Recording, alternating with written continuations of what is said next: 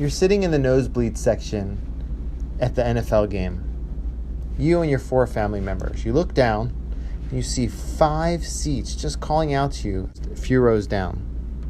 You look at it throughout the game. Once the fourth quarter already starts, you assume nobody's going to take those seats. No one's coming. Can you go down there and sit in the seats with your family? On one side, you could say no. They're not your seats, and you shouldn't sit in other people's seats. Simple. On the other hand, there is this concept in Halacha of ze neheh v'ze lo chaser. This person benefits, and the other person doesn't lack.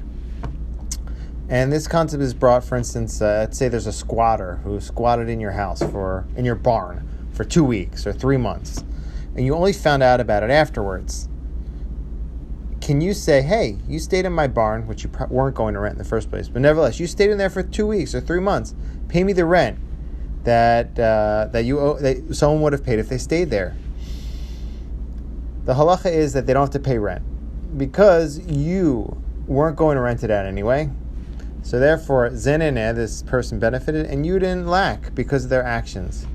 So some people argue based on that, one should be allowed to go down and benefit and sit in those seats. However, that's not, halachically, that doesn't satisfy us, because this idea of going and benefiting, we're not supposed to do it in the first place. You're not supposed to go squat in somebody's house, in their barn. If it already happens, you don't have to pay. You don't have to pay them, but you shouldn't go do it in the first place.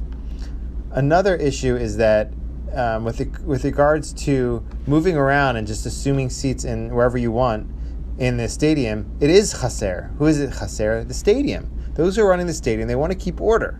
And you moving from one seat to another, that does cause a lacking. It does harm the status quo and the decorum in the stadium. Just imagine yourself on a plane going past first class, seeing that the seat's empty, the flight takes off, and then you go and sitting in first class.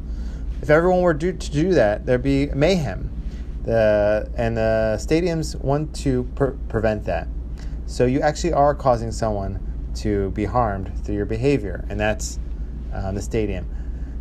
So therefore, although there's an argument to be had for changing seats, in the end, it's not recommended for those reasons and for other reasons as well.